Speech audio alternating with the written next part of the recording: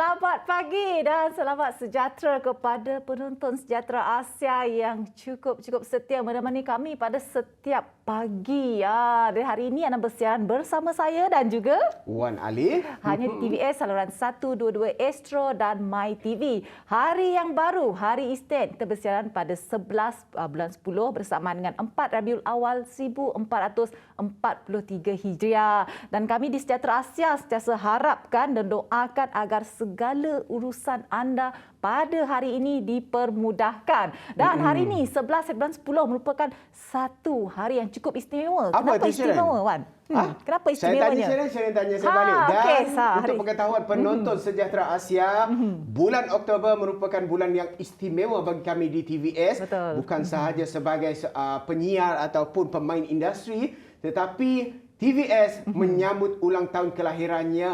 Kelahiran, ulang tahun penubuhannya, ulang tahun bermula dan bertapaknya di negeri Sarawak ini iaitu semalam, iaitu 10 hari bulan 11 2021. Dan hari ini Sejahtera Asia juga menyambut ulang tahun pertamanya pada hari ini bersiaran secara langsung selama setahun menemani anda, pagi anda, kan? betul Pejam celik dah setahun akhirnya kita bersiaran menemani anda. Dan di sini kami ingin ucapkan ribuan terima kasih kepada anda yang terus menyokong kami di TVS. Tak kira waktu anda tetap bersama kami. Jadi terus setia bersama kami di TVS kerana kami sentiasa memaparkan dan membawa anda informasi-informasi dan segala bentuk hiburan hanya untuk tontonan anda. Ya, betul. Dan Sejahtera Asia ingin saya kongsikan di sini adalah sebagai tonggak utama dalam penyiaran untuk menyampaikan maklumat dan juga segala berita serta topik-topik menarik khas untuk peminat dan juga mereka yang berada di mana saja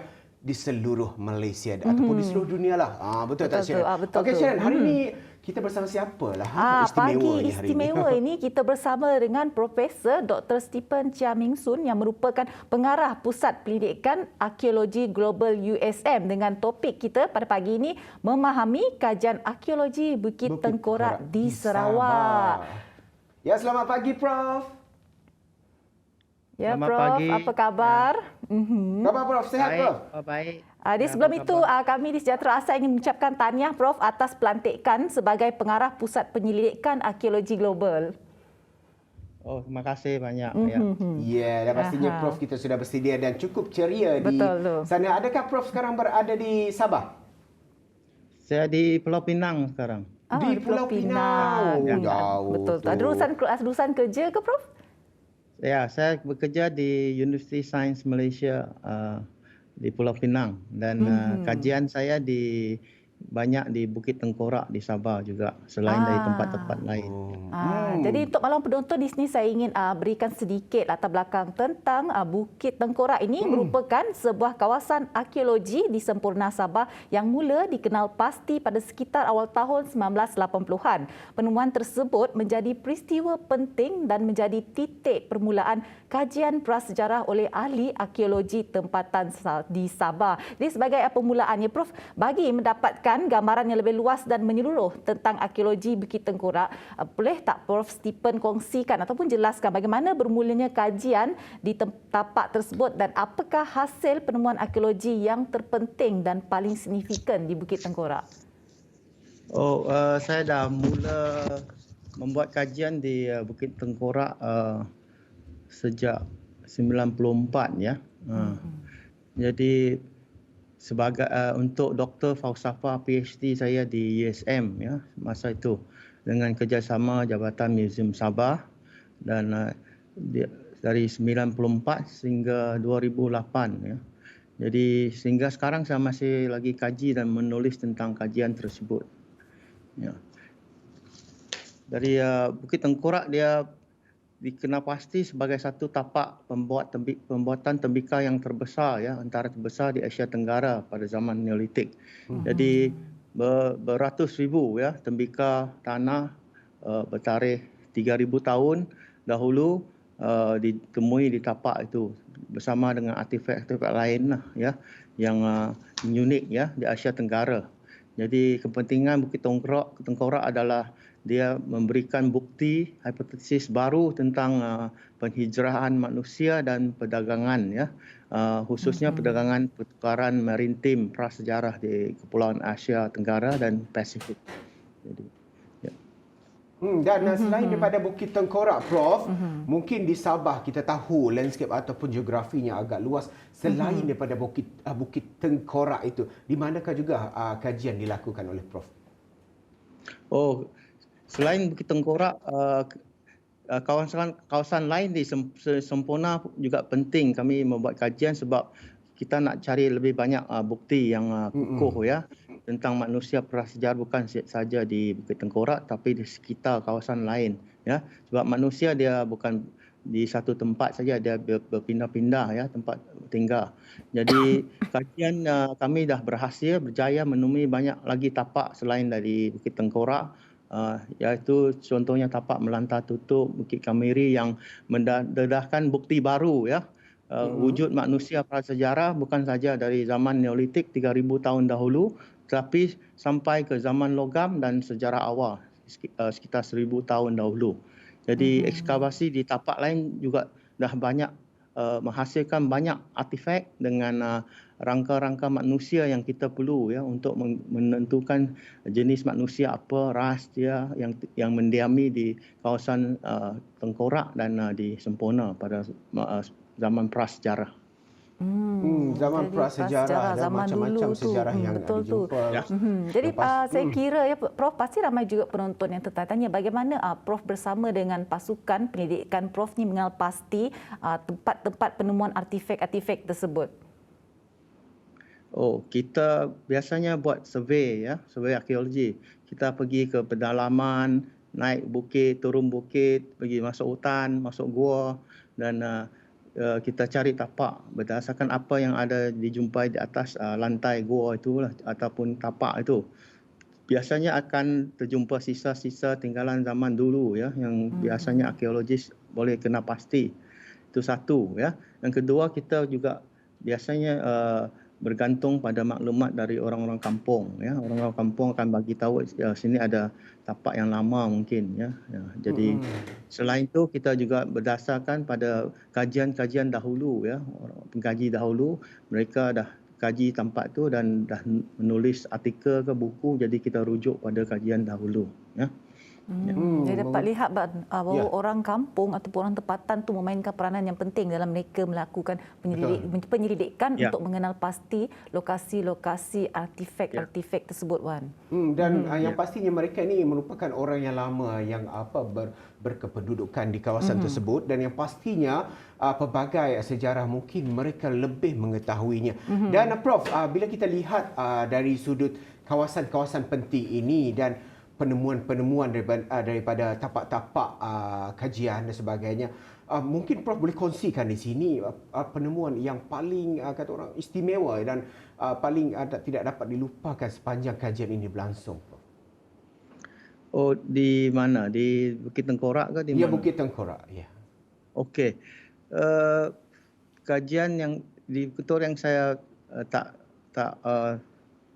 yang paling signifikan lah bagi saya, yang paling penting, ya, adalah penemuan artifak obsidian, ya. Obsidian adalah sejenis kaca batu, ya, yang kami dah kaji dan buat analisis kimia dia dan untuk cari sumber-sumber dia, ya. Jadi sumber dia kami jumpa jauh, ya, di New Britain, di Melanesia, ya, dekat dengan Papua New Guinea. Jadi ini merupakan satu jumpaan yang paling istimewa lah, yang penting bukan saja di Asia Tenggara, Malaysia, tapi di dunia juga, sebab ini adalah bukti pelayaran manusia yang terpanjang sekali, ya, dari sejauh 3,500 kilometer, ya, dan daripada Melanesia ke Sabah, ya, pada zaman Neolitik, iaitu 3,000 tahun dahulu. 3,000 tahun dahulu, begitu istimewa. Bukan mudah nak jumpa, betul tak, Syed? Saya tertanya-tanya ni, Wan, bagaimana entah kehidupan masyarakat pada zaman dahulu yang kita boleh katakan di sini memang tak ada teknologi langsung, Wan. Memang tidak ada teknologi langsung. Tapi mereka masih dapat juga survive. Betul, dapat juga berhidup. Betul tak? Okey, lepas ni kita sambung balik perbualan kita bersama dengan Prof. Kita berehat seketika, kembali selepas ini.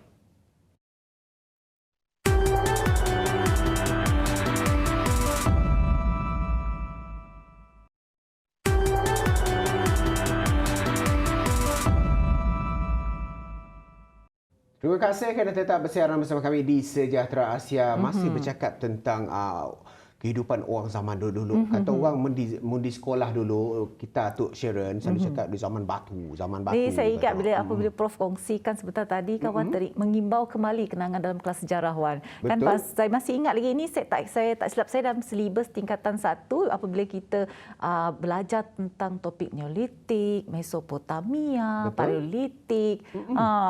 Wan dulu suka tak dengan mata pelajaran sejarah? Suka. Kenapa tak suka? Sejarah ni banyak mengajar kita dan memberikan kita ilmu-ilmu penting. Tapi lebih penting tentang kajian di Bukit Tengkorak ni. Kita masih lagi bersama dengan Prof. Stephen. Prof.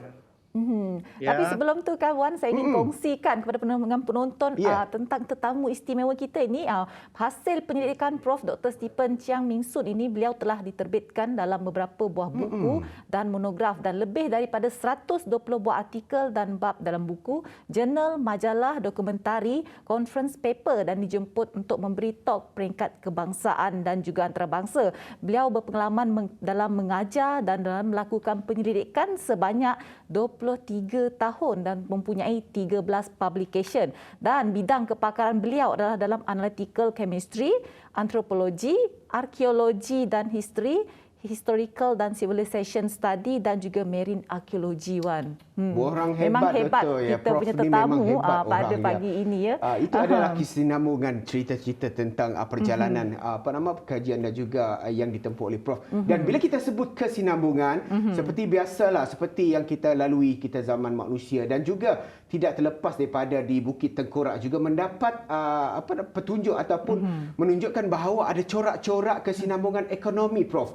Dan seperti sara hidup dan juga budaya serta tradisi tersendiri. Dan ianya boleh bertahan ataupun kekal sehingga hari ini. Dan boleh Prof ceritakan ataupun kongsikan apakah kesinambungan yang dikatakan itu?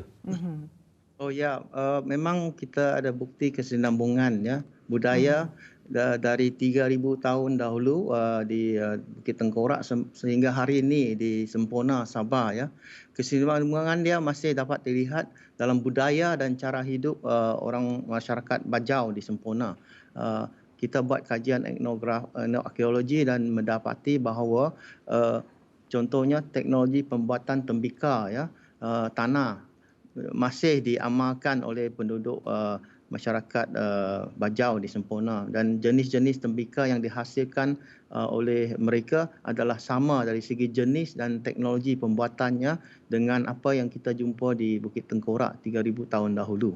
Selain itu cara hidup, diet mereka pun hampir sama dengan apa yang kita jumpa di Bukit Tengkorak 3,000 tahun dahulu. Contohnya mereka hidup berorientasikan laut, gantung pada sumber-sumber laut, ikan, mencari siput-siput, semua itu diet utama mereka. Jadi masih lagi kita jumpa jenis-jenis ikan yang sama di tapak dengan apa yang ada di hari ini ya di Semporna ya. Di Semporna. Dan yang pastinya penemuan ini, Sharon, bukan sahaja membuktikan adanya wujud manusia purba, bahkan juga aspek kebudayaan masa silam dan cara mereka mengadaptasi persekitaran juga memainkan peranan. Dan Prof. Stephen sendiri, bagaimana penemuan ini boleh memberi manfaat kepada masyarakat dan mereka yang memahami sejarah, keadaan sosial masyarakat serta politik di negeri Sabah pada hari ini, Prof. Ini sangat penting ya. Kita buat kajian bukan saja untuk menulis buku untuk ahli arkeologi dan sarjana saja. Kita kena buat kajian juga untuk kepentingan masyarakat umum dan kita berikan balik apa yang kita temui kepada masyarakat ya dan secara umumnya. Jadi kepentingan sumbangan Bukit Tengkorak sangat penting dari segi sejarah negara dan bukan saja di Malaysia tapi di rantau Asia Pasifik juga ya. Ini telah mendorong Jabatan Muzium Sabah dan Negeri Sabah untuk memelihara watakan tapak ni ya seluas 150 ekar sebagai tanah reserve ya Kesan Purba pada tahun 1999 dan kemudian diisytiharkan sebagai tapak kepentingan tapak warisan negeri ya Sabah pada 2013. Dan tapak ini juga dibangunkan oleh Kerajaan Negeri Sabah melalui Jabatan Muzium Sabah dengan bantuan Jabatan Muzium Malaysia membuat tangga naik ke tapak dan kemudian Jabatan Warisan Negara membuatkan galeri arkeologi Bukit Tengkorak pada tahun 2010 untuk memamerkan semua jenis artifak dan data-data penemuan yang kita jumpa di Bukit Tengkorak selama 23 tahun ya kajian semua diletakkan di galeri ini untuk semua orang tengok, untuk masyarakat umum, untuk pelancong, untuk pelajar sekolah ya. Jadi ini secara pendek dah memberikan nilai sejarah yang tinggi, jati diri, identiti dan kebanggaan bukan saja kepada masyarakat Bajau di Semporna tetapi di Sabah dan juga negara ya. Jadi saya kira penemuan ini merupakan satu penemuan yang cukup membanggakanlah, memberangsangkan terutamanya dari segi dalam bidang artifak itu sendiri. Wan, bila kita lihat penemuan ini dapat kita secara tidak langsung dapat kita mempelajari zaman-zaman dahulu. Jadi kita juga sedia maklum ya, selain daripada Prof melakukan penyelidikan di Bukit Tengkorak ya Prof, saya juga sedia maklum bahawa Prof juga membuat penyelidikan arkeologi di Sarawak dengan pelajar siswaza dan staf Jabatan Muzium Sarawak. Mungkin Prof boleh kongsikan sedikit penglibatan dan pengalaman kajian arkeologi di Sarawak. Ya memang saya dah juga terlibat di Sarawak bukan saja di Sabah. Saya bermula kajian di Sarawak pada tahun 90 sebenarnya bila saya membuat kajian sarjana ya master saya di Muzium Sarawak ya. Saya membuat kajian tembika dari Guania masa itu. Masa itu Jabatan Muzium Sarawak masih di bawah Datuk Lukas Chin ya sebagai curator dan ketua muzium. Selepas tu saya dengan pelajar siswa saya banyak membuat kajian di Sarawak bersama Jabatan Muzium Sarawak. Contohnya di Bukit Sarang di Ulu Kakus Bintulu pada tahun 2002 sampai 2003, di Bauk dan di Serian juga, di Mulu, di Kain Hitam di Guania ya pada tahun 2008. Jadi antara pelajar yang dah graduate ya, dah masters dengan PhD dengan saya dari Sarawak adalah seperti Dr. Ipoi Datan ya, mantan pengarah Muzium Sarawak, Dr. Velat Bujang ya, dan juga dari Sarawak, dia sekarang timbalan saya di USM, Dr. Nicholas Gani ya yang di Unimas sekarang, dan Jonathan Ko juga yang dari Sarawak. Dan ada juga yang bukan dari Sarawak membuat kajian di Sarawak dengan saya dulu ya. Jadi kita dapat lihat lewat bahawa penemuan ini merupakan satu penemuan yang cukup membanggakan dalam bidang artifak. Bukan saja di Bukit Tengkorak, malah di negeri Sarawak juga kita mempunyai penemuan yang cukup membanggakan dalam bidang arkeologi di Sarawak. Jadi ucapan Prof bersempena dengan Hari Arkeologi Antarabangsa pada tahun ini yang akan datang pada 17 Oktober 2021. Apakah harapan Prof Stephen sebagai seorang anak kelahiran dari Kanowit Sibu Sarawak untuk masa depan arkeologi di negeri Sarawak? Saya sebelum ini saya ingin ucapkan selamat menyambut Hari Kebangsaan Antarabangsa Arkeologi kepada semua ya, yang akan jatuh pada 17 Oktober ini. Dan harapan semoga arkeologi di Sarawak, Sabah dan Malaysia akan terus maju ya, khususnya dalam bidang arkeologi lah ya. Jadi sebagai anak kelahiran negeri Sarawak, harapan saya memang tentulah kemajuan dan pembangunan bidang arkeologi di Sarawak ya. Khususnya dari segi sumber tenaga. Jadi supaya lebih ramai ahli arkeologi tempatan boleh mengetuai kajian arkeologi dan menulis lebih banyak tentang arkeologi dan sejarah awal Sarawak ya. arkeologi tempatan ya. Jadi sejak pembentukan Malaysia kita tahu tahun 1963 sampai sekarang ya. Ya, Sarawak masih tidak mempunyai satu critical mass ya, ahli arkeologi yang tempatan profesional yang terlatih. Yang seperti saya kata tadi ya, macam Dr. Ipoi datang dia dah pencen dan tidak aktif lagi dalam kajian arkeologi. Manakala Dr. Nicholas Ghani yang ada di Sarawak di UNIMAS, dia lebih kepada antropologi dan bekerja di UNIMAS.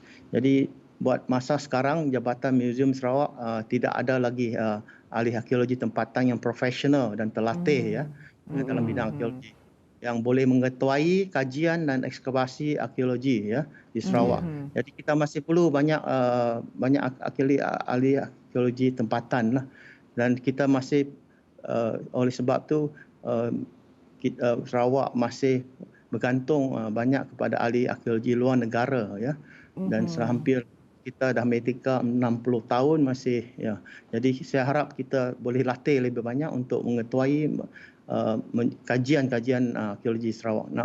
Namun saya percaya pihak berwajib Sarawak sedar dengan isu ini dan sedang mengambil tindakan yang sewajarnya untuk menambahkan lagi tenaga. Ya, kita faham Prof, memang kita sedia maklum bahawa kita kekurangnya penyelidikan dalam bidang arkeologi di Sarawak, tapi saya pasti Wan, dalam masa yang akan datang kita pasti akan lahirkan ramai penyelidik yang dalam bidang arkeologi ini untuk memajukan bidang arkeologi negeri Sarawak itu. Sekali lagi kita ucapkan terima kasih kepada Prof. Dr. Stephen Chiang Min Soon yang merupakan pengarah Pusat Penyelidikan Arkeologi Global USM dengan perkongsian yang cukup mendalam tentang kajian arkeologi Bukit Tengkorak di Sarawak. Terima kasih Prof. Terima kasih Prof. Kekal sihat. Jumpa lagi pada masa yang akan datang. Terima kasih.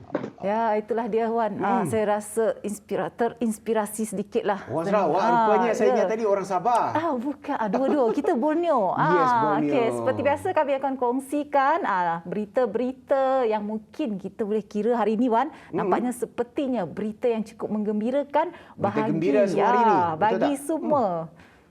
Dan untuk berita gembiranya kita akan sampaikan selepas ini. Jangan ke mana-mana, tetap bersiaran bersama kami di Sejahtera Asia.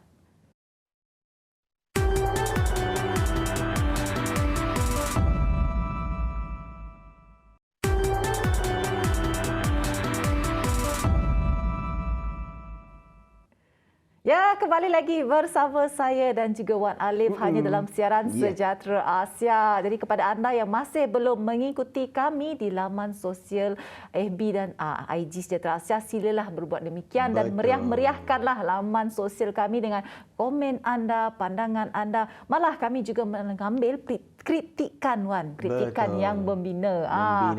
Jadi kita akan kongsikan hari ini, saya kira merupakan satu hari yang cukup istimewa juga. Banyak sebenarnya hari ini istimewa hari ini Wan. Sebab hari ini tahniah, kita nak ucapkan tahniah dan terima kasih kepada keluarga Malaysia kerana rentas negeri akhirnya dibenarkan berkuat kuasa pada hari ini selepas hampir 9 bulan kerajaan melarang aktiviti tersebut susulan penularan pandemik COVID-19. Berita gembira itu diumumkan oleh Perdana Menteri Datuk Seri Ismail Sabri Yaakob dalam sidang media khas, termasuk kebenaran untuk pulang ke kampung halaman. Menurut Perdana Menteri, kebenaran itu diberikan selepas kadar vaksinasi individu dewasa yang lengkap menerima vaksin telah mencapai 90% pada Ahad yang lepas. Bagaimanapun Wan, bagaimanapun kebenaran rentas negeri tidak terpakai kepada lokaliti yang diisytiharkan, Perintah Kawalan Pergerakan diperketatkan. Dan walaupun tiada sekatan khusus untuk menyekat rentas negeri, tetapi pihak polis masih boleh membuat pemeriksaan secara rawak di mana sahaja, mungkin sewaktu berada di kawasan rehat ataupun RNR. Dan pagi tadi bila saya nak pergi ke pejabat Sharon ataupun nak pergi ke studio, ada lagu Balik Kampung pula.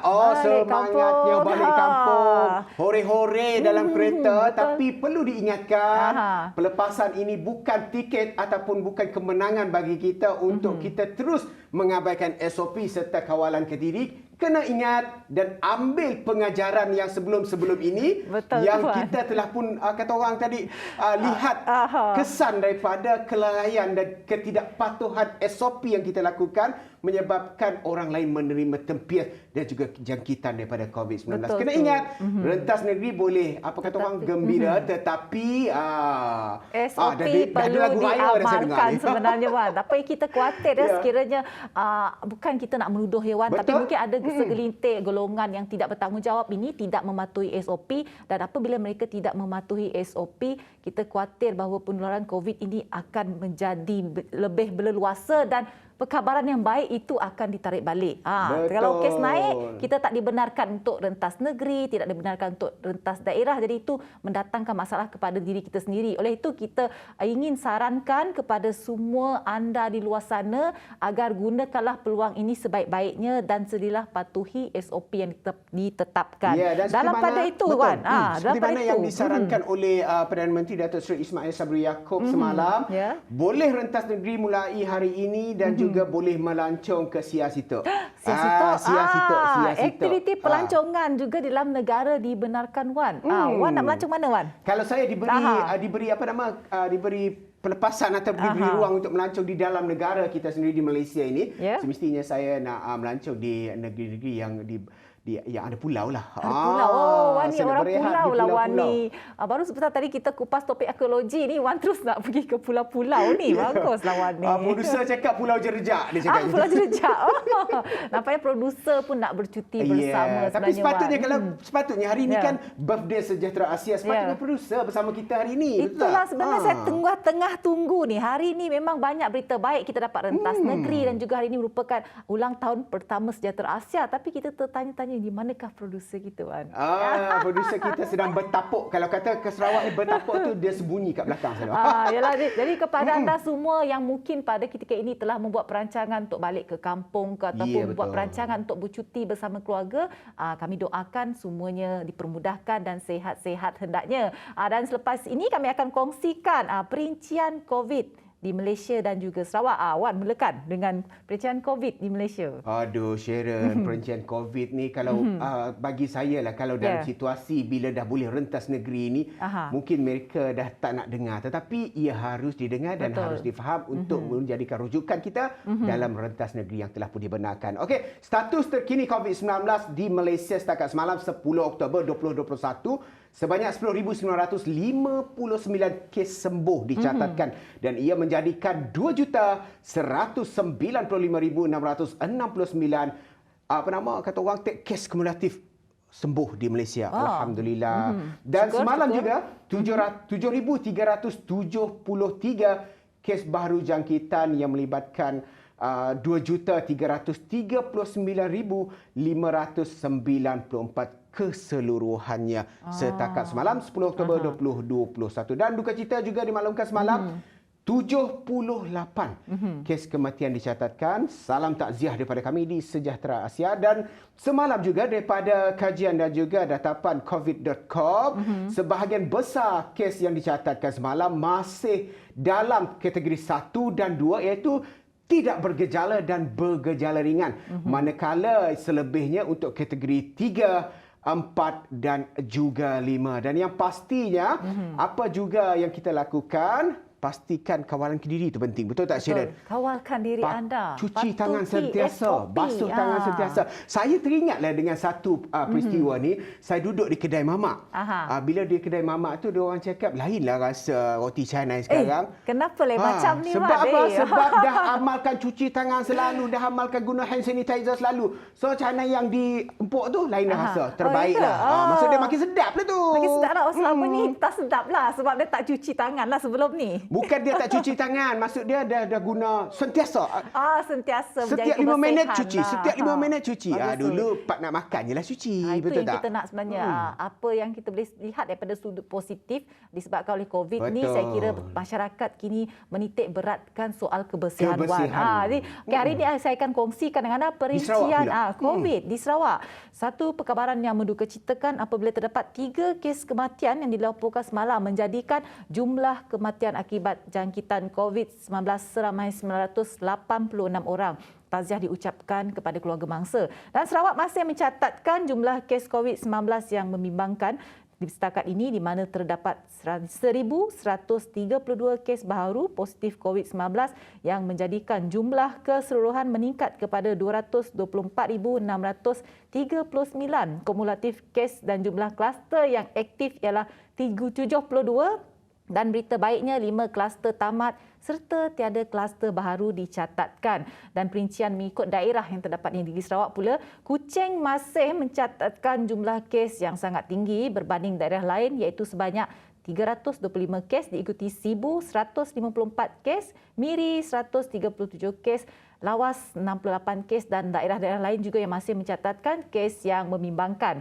7 lokasi yang masih dalam Perintah Kawalan Pergerakan diperketatkan dan berita baiknya 11 lokasi ditamatkan Perintah Kawalan Pergerakan diperketatkan. Dan kami di Warga Sejahtera Asia sentiasa ingatkan kepada anda agar amalkan 3W, wash, wear, warn dan elakkan 3C, crowded place, confined space dan close conversation. Betul itu Sharon. Itu mengenai COVID harian, laporan COVID harian. Sebelum kita nak break ketika, saya nak kongsikan peristiwa yang berlaku semalam iaitu teater musikal Irama dan Lagu bersempena dengan sambutan hari lahir ke-85 Tuan Yang Terutama Yang di-Pertuan Negeri Sarawak. Dan pastinya kemeriahannya mengimbau kenangan Tan Sri P. Ramlee dan juga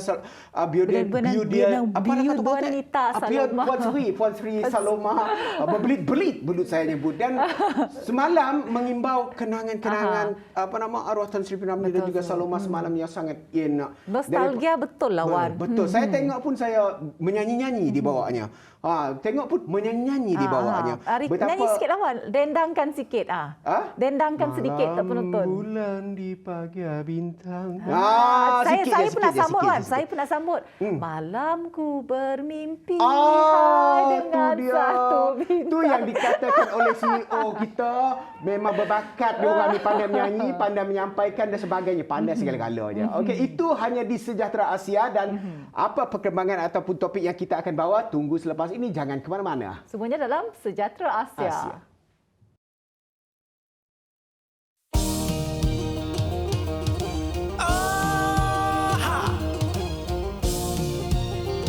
Sarawakku sayangku, kebanggaanku selalu, aman makmur selamanya Sarawakku. Rakyat bersatu padu, pemimpin mengambil tahu, menuju mercu Sarawak maju. Kita anak Sarawak, sama-sama jaga Sarawak. Kita sayang Sarawak, sanggup berkorban untuk Sarawak.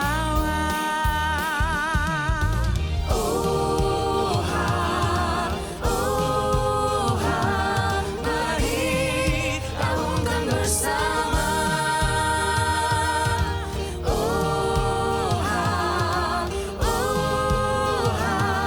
Membangun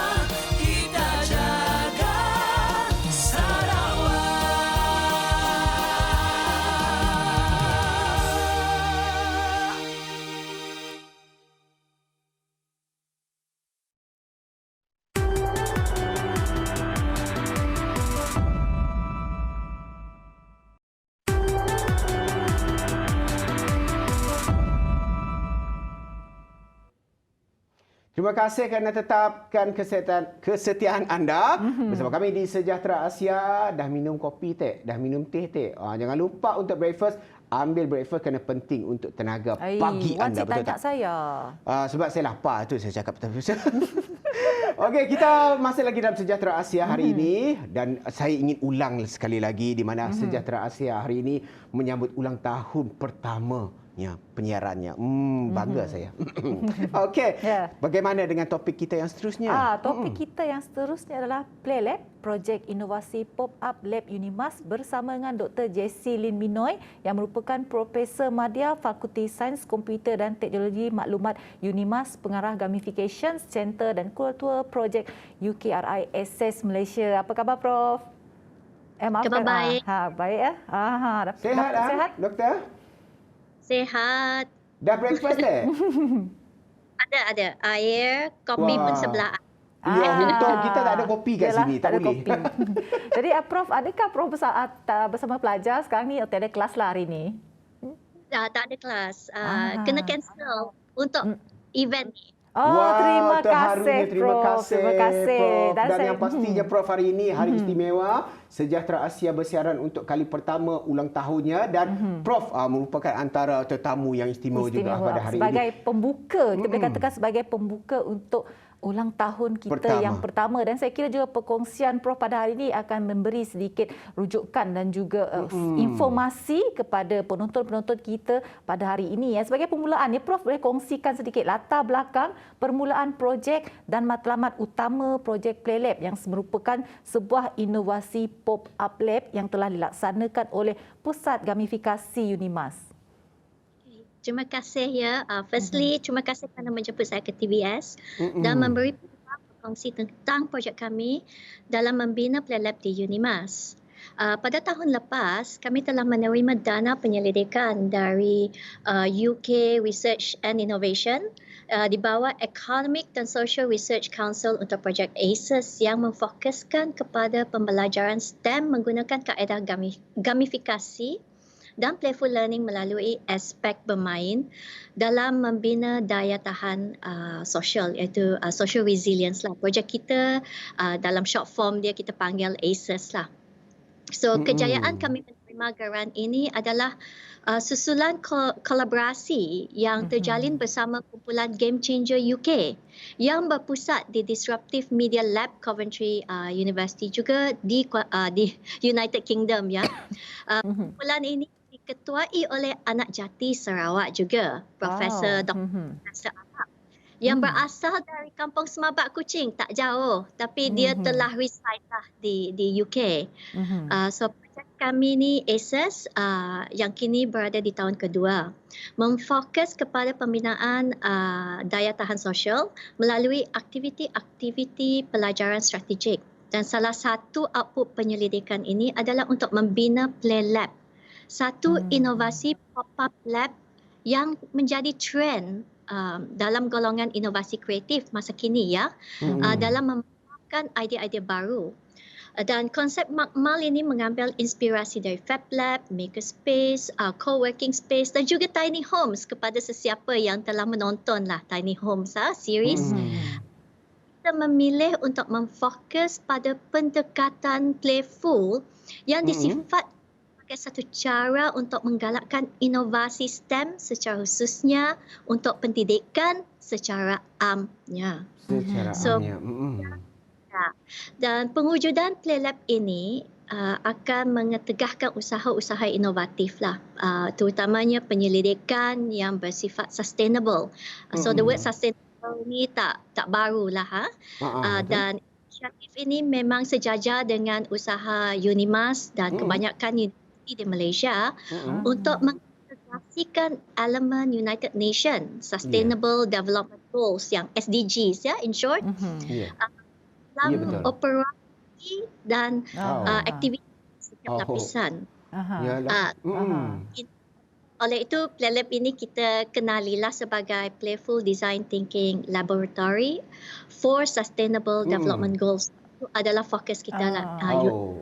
Okey, Yalah doktor. kan. Jadi Benar kalau kita aja. lihatkan, doktor, apakah Betul. status terkini projek Playlab ni dan apakah antara cabaran utama yang anda hadapi dalam menjayakannya? Ya, betul.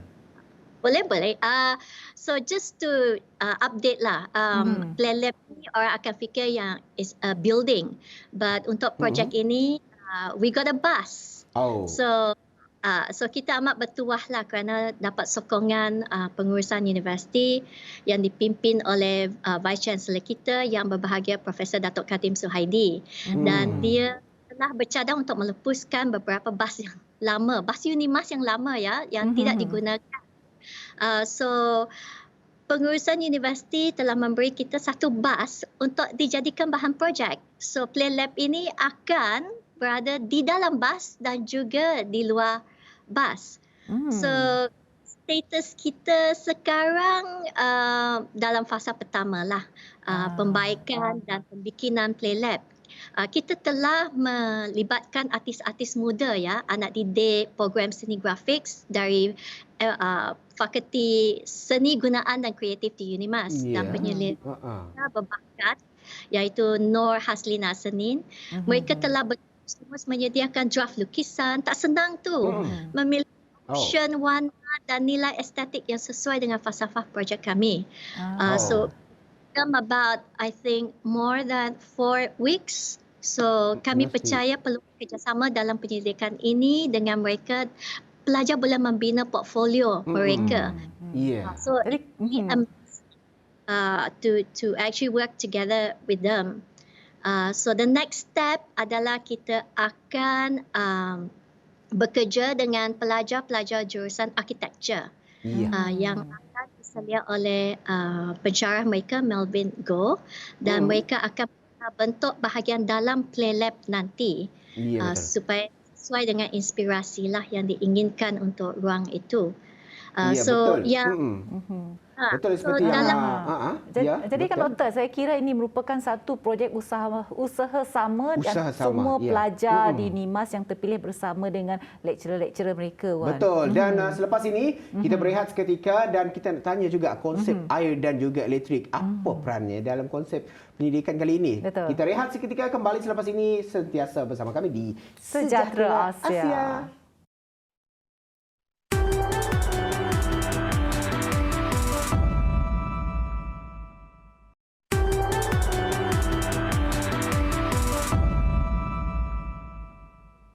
Ya, kembali lagi bersama saya Sharon Kezia dan juga Wan Alif dengan tetamu kita pada pagi ini Dr. Jessie Lin Minoy dengan topik kita Playlab Projek Inovasi Pop-up Lab Unimas. Betul Sharon. Tapi sebelum tu saya nak tanyalah dengan Dr. apa nama? Dr. Jessie kita. Dr. Jessie asal orang mana sebenarnya? Saya dari Kuching. Asal dari Kuching juga, memang anak jantan orang Sarawak. Orang Kuching, orang Sarawak. Sebab Wan kata doktor bukan orang sini. Tengok macam orang Melaya, saya tengok. Macam orang di Sinun lah, Dr. Jessie. Tak ada kacut-kacutkan ke? Tak ada kacut-kacutkan. Tak ada mix ke, Dr. Jessie? Ada bapa saya Bidayu, mak saya Cina. Pandai cakap dua bahasa lah, doktor. Patutlah sama lah boleh. Pandai juga. Pandai. Okey, kita berbalik kepada topik kita. Betul, panjang cerita. Nanti kita boleh jumpa minum ngupi-ngupi sama kawasan Kuching. Kuching tak jauh. Okey, doktor. Dan bila kita lihat di sini berkait rapat tentang apa nama kata orang bekalan air dan juga elektrik yang mampan ataupun apakah konsep pembinaan Playlab Unimas ini dan ingin dicapai melalui inovasi sebegini kaitannya dengan air dan juga elektrik ini, Prof. Okay, so secara amnya lah bila kita kata off-grid ni kebiasaannya di bandar untuk dapatkan bekalan tenaga, air minum untuk diri sendiri atau seluruh bangunan serta menguruskan makanan sisa dan air. So dalam inovasi off-grid untuk bas kita, kita tengok kepada ada konsep dia in the beginning.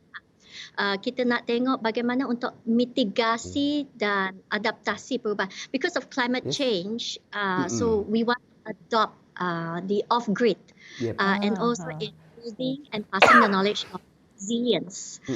So resilience dalam in dealing dengan climate change. So yang itu yang kita nak achieve lah through PlayLab Unimas. So kita di Unimas dan dalam kita punya projek, ramai rakan-rakan penyelidik kami telah pergi ke rural areas, kawasan pendalaman di Sarawak.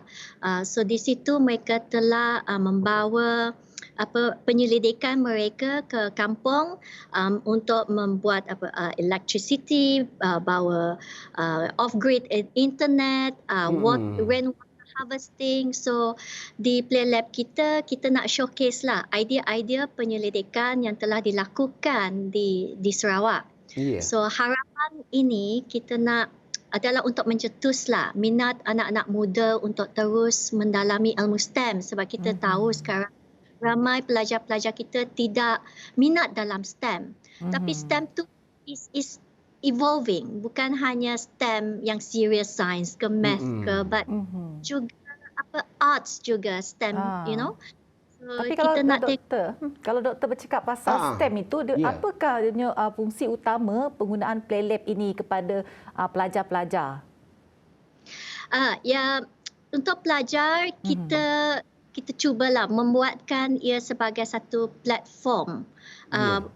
Sites pelajar lah, kita buat general ya, kepada cikgu-cikgu juga, kepada educator, kepada community, ibu bapa juga memainkan peranan yang penting ya. So PlayLab ini dia sebagai platform untuk menjana dan mempromosikan evidence-based ideas lah oleh pensyarah, penyelidik, sekolah. So di mana kisah-kisah kejayaan dan success story di luar dan juga di dalam kelas boleh menyokong, yang boleh adalah menyeronok, that is fun sort of learning. So Ya, Dr. Jessie, bila kita lihat di kaca TV sekarang, dia transformasi bas ini berapa lama masa diambilkan, Dr. Jessie? Yang ni kalau kita kira sebab changing of weather ya, and then ada COVID cases lah, 2 minggu quarantine lah, it took us more than 2 bulan. Oh, 2 Tapi bulan. kerja kalau kita tak ada SOP, cuaca bagus, I rasa dia cepat. Dalam masa 6 minggu kita boleh siap. Tetapi disebabkan SOP kita lambat sikit lah dan cuaca lah. Betul, tapi apapun dalam pandemik sekalipun usaha ini tetap diteruskan. Dan sebagai akhirnya Dr. Jessie, apakah harapan Dr. Jessie untuk kejayaan projek inovasi seperti PlayLab ini? So kita speak lah untuk Malaysia sebagai satu state negara maju. We want to aim for that. Elemen utama yang diperlukan adalah untuk membangunkan manusia secara sistematik dan terancang. So kita perlu membentuk usaha kolektif dalam mencapai matlamat UN SDG. Okay. So ini dinyatakan dengan jelas yang matlamat SDG ini bahawa peranan bersama untuk memastikan bumi ini akan terus kekal sihat dan sejahtera generasi yang akan datang.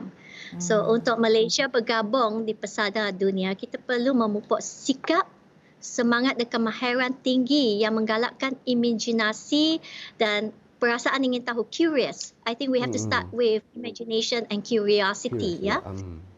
Semua ini akan memupuk inspirasi lah anak-anak muda, hopefully ya, yang akan bangunan negara kita.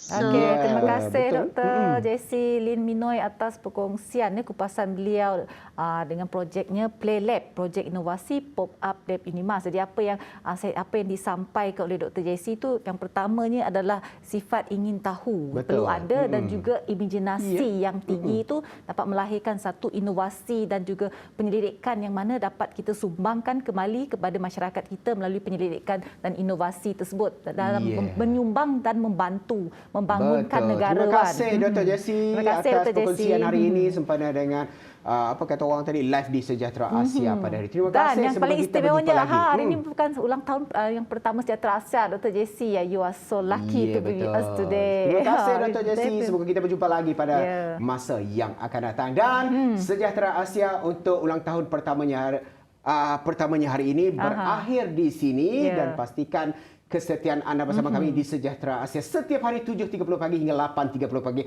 hanya di saluran 122 Astro dan juga MyTV. Dan saya Wan Alif. Saya Sharon Kezia. Dan tapi sebelum itu saya ada pantun khas untuk Sejahtera Asia. Memang senang bermain pantun, hati biasa menjadi gembira. Sejahtera Asia diucapkan selamat ulang tahun. Semoga sentiasa maju, jaya selamanya.